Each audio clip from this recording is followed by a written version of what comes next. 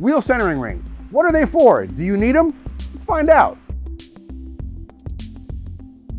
One of the most common questions we get regarding wheels is about centering rings. What are they? Why do I need them? What's the best material for them? What are the best practices regarding their use? To answer those questions, we went to our friend Scott at Konig Wheels. Thanks, JG. So when it comes to hub rings, they're actually pretty simple, but they can simply cause you a lot of issues. So let's run through a couple of things that you should know about hub rings.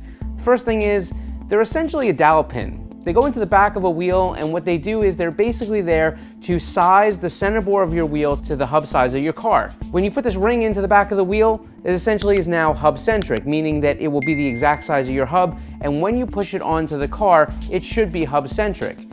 It's a dowel pin. That's all it is. Once you tighten the wheel down, the hub ring doesn't do anything. It's not a safety item, it's not a structural item.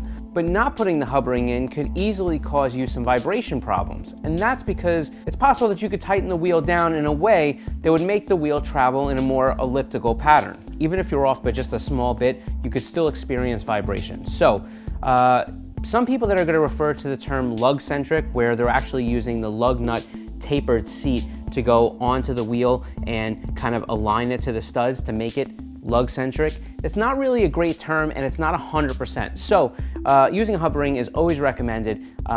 However, when you tighten down your wheels, it's always good practice to hand tighten them first so that you kind of get them to lay into the seat as well, and then give them a torque down. The good news is you can eliminate a lot of these vibration issues just by using a hub ring, and these hub rings are not expensive. They're usually made out of two materials. One is plastic and the other is metal.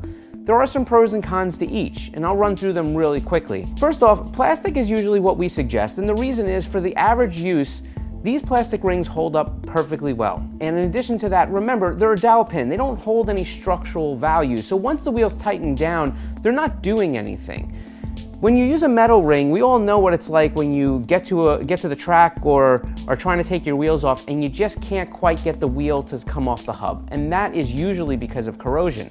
Different metals will expand and build up corrosion at different rates, so using a plastic ring tends to avoid a lot of that. So when it comes to hub rings, let's get down to the question that everybody wants to know, and that is, do you need them?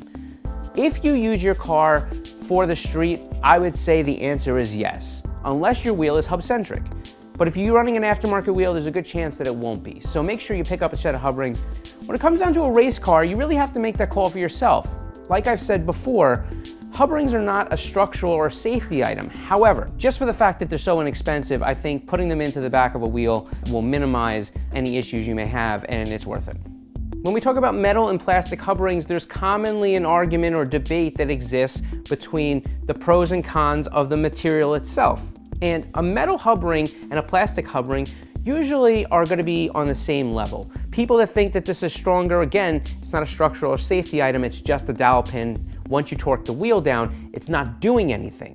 But people that are afraid of high braking temps possibly causing an issue where the material could melt on a plastic ring, that usually doesn't happen. It's few and far between. And while it has happened to some people that run extremely hot lapping situations or long races, remember that for the most part, a hub ring is going to hold its shape because it's kind of in the back of the wheel. So as that wheel temps start coming back down, you'll notice that it will retain its shape. So for the most part, even that is not really a big deal. But I guess that is the one area where using a metal hub ring could be valid, and you may want to consider it. However, it's usually not necessary.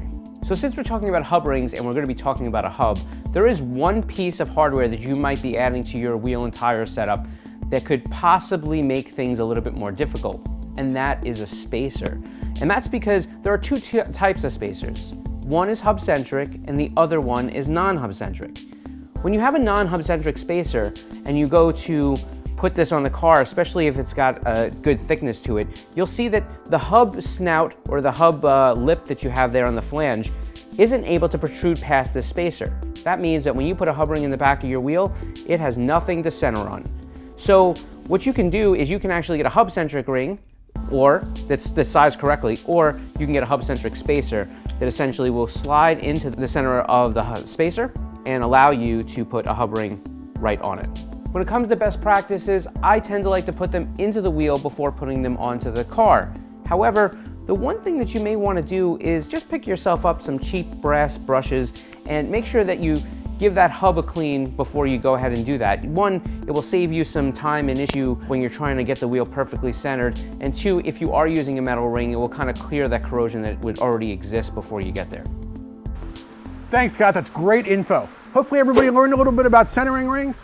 If you want to know more about Konig Wheels, we're going to throw a link to their official website down in the description of this video. If you want to know more about Grassroots Motorsports Magazine, check us out on the web at grassrootsmotorsports.com anytime of the day or night. If you're watching us on YouTube, do me a favor, hit that subscribe button, hit that thumbs up. If you're watching on Facebook, give us a like, give us a share, like our page. And as always, we appreciate you hanging out in the shop with us. We will see you again next time. Support brands that support Grassroots Motorsports. Get your chemical solutions from CRC Industries. Visit crcindustries.com to learn more.